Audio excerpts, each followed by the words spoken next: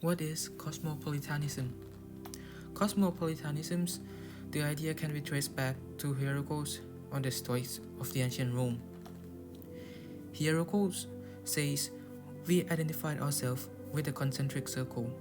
In other words, when we define ourselves, we start with our mind, the inner circle, then family, friends, community, country, continent, the world, and so on. He also believed that we should start with the outer circle first, so that we can care about everyone in the world. So from the earth, humanity, community, friends, family, and self. However, the terms was only become a proper ideologies in the 1990s. Cosmo means world and polis means city or world state. It derived from the ancient Greek. It can be loosely translated into citizens of the world, ultimately an extreme form of globalization. However, though, it is linked with the unfashionable world government, the idea of all humankind united under one common political authorities, whether a unitary world state with supranational authorities or a federal body that shares sovereignty with national states. This is political cosmopolitanism. However, with these unfashionable terms, it changed to modern cosmopolitanism or moral cosmopolitanism.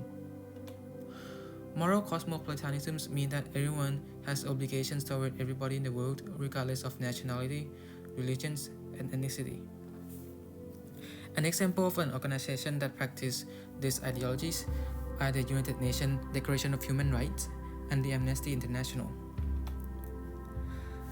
Liberal cosmopolitanism has classical liberal cosmopolitanism. It's an attempt to universalize civic and political rights. Classic liberal rights such as the right to live, liberty and property, freedom of expression, and freedom of arbitrary arrest. Another one is economic liberal cosmopolitanism. Rooted in economic liberalism, its attempt to universalize market society, free trade, seen as widening individual freedom and promoting material advancement. On the contrary, socialist cosmopolitanism, rooted from Marxism, it believed in social justice but in a global scale, mean that wealth redistribution from the global north to the global south. And also, proletarian class solidarity has a transnational characters. To put it simple, for example, workers from Japan need to go help workers from UK if they have problems or are they on strikes.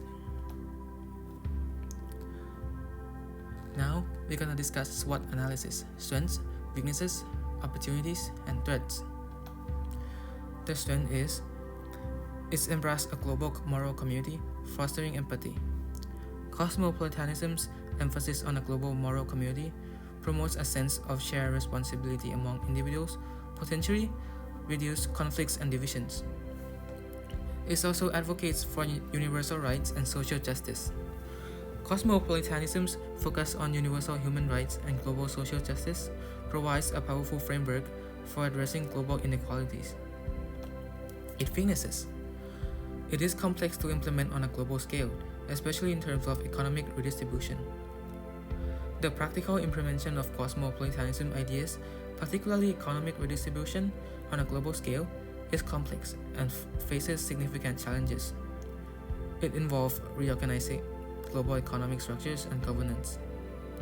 It also can be seen as utopian and idealistic.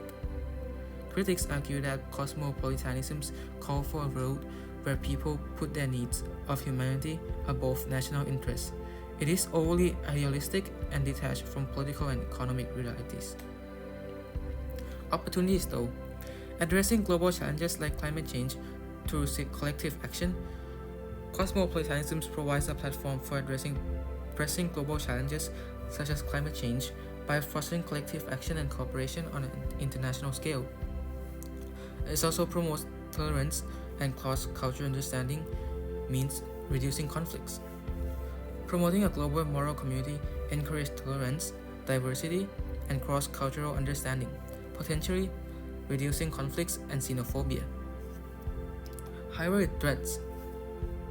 It can face resistance from nationalist ideologies that prioritize national interests. Cosmopolitanism faces resistance from nationalist ideologies that emphasize national interests and sovereignty over global cooperation. It is also required international cooperation and consensus, which can be difficult to achieve. Achieving consensus among nations and international corporations is a significant challenge, as it often involves conflict interests and political complexities. Thank you, and this is my citation.